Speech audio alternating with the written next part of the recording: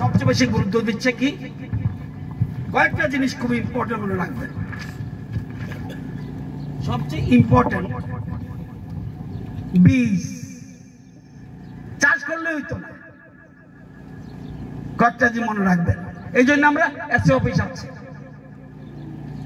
কৃষক বন্ধু কেন্দ্র আছে, অন্যান্য রিসার্চ সেন্টার আছে। সঠিক বীজ এবং গুণমান সম্পন্ন বীজ ধান লাগালে হইতো না।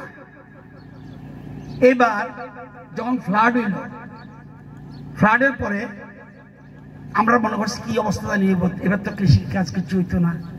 ওই যে চর পড়ছে, ধান ছিটাই দিছে, বীজটা আমরা দিছি সরকার থেকে, ধান ছিটে দেওয়ার পরে দারুণ ফসল। বীজটা মেইন লাগবে।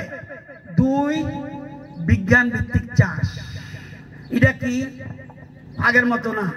আমি যখন ছোট থাকতে রোয়া দিতাম, কি করতাম, বেশি করে জ্বালানি করাম না, জ্বালানার আর চারা কম, আলি কম, আলি বেশি দিলে বোধহয় বেশি দাম হইব না। আমরা আগে বেশি বেশি দিতাম।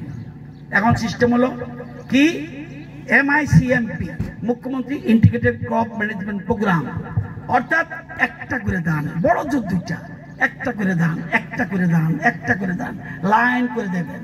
এখন আবার একজন মেশিন আছে, এটাও কইতাছে একটু পরে।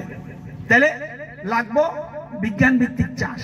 2টা পদ্ধতি আছে, এক MICMP, আরেকটা হলো SRI। SRI মানে কি, system of rice institution investigation.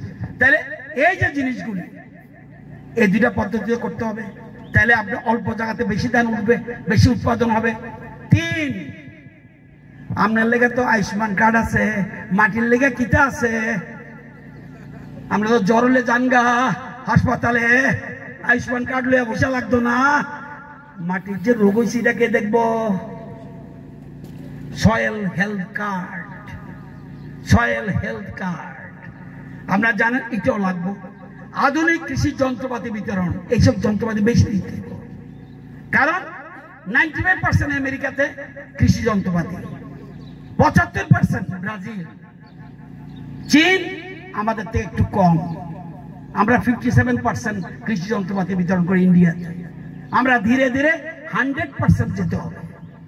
সাথে সাথে যতজন যারা কৃষিকে বিক্রি করতে দেয় না, এটা কইরা চাষবাস করে যত ইচ্ছা দেবেন। এখানে ডাইরেক্টর আছে, চিফ ইঞ্জিনিয়ার আছে, অফিসিয়াল আছে, চিফ এক্সিকিউটিভ মেম্বার আছে, আমাদের MLA আছে। যত যন্ত্রপাতি চান আমি দেব, কিন্তু উৎপাদন করতে হবে আপনার। তারপরে আর কি, জমিতে কখন কি ফসল লাগাবে না পারি, অন্য ফসল লাগাবো। কাঁঠাল গাছে কি জল লাগে, লাগেনি। জায়গা খালি রাখবেন না, যে কোন ইচ্ছা জিনিস করবে। দেখবেন আসার সময় বাঁদিকে দেখছি কেউ প্রচুর ভাবে উৎপাদন করছে, অনেক জায়গা খালি পড়ে গেছে। তারা অলস। জমি খালি রাখবেন না। তাইলে এবং পরিকল্পনা থাকতে হইব, সময় মতো সার ও বীজ ওষুধ দিতে হইব। এই জন্য আমার এসএ অফিস আছে। এবং এই যে উৎপাদন করলাম, এটা বাজারে আনতে হইব, এই জন্য মার্কেট। আরেকটা সবচেয়ে বড় কথা হলো, জমি খালি রাখবেন না। জমি যদি খালি না রাখেন, আমি দায়িত্ব নিয়ে বলতে, এখন আমরা যদিও স্বয়ম্বর, আমরা দক্ষিণ ত্রিপুরা স্বয়ম্বর, উদয়পুর গোমতী স্বয়ম্বর, জেলার স্বয়ম্বর, খোয়াই প্রায় সমান সমান, আমরা ধলাই প্রায় সমান সমান, উত্তর পিছনে আছে, পশ্চিম পিছনে আছে এবং ঊনকোটি পিছনে আছে। আমরা সেই জায়গায় বুঝতে হবে।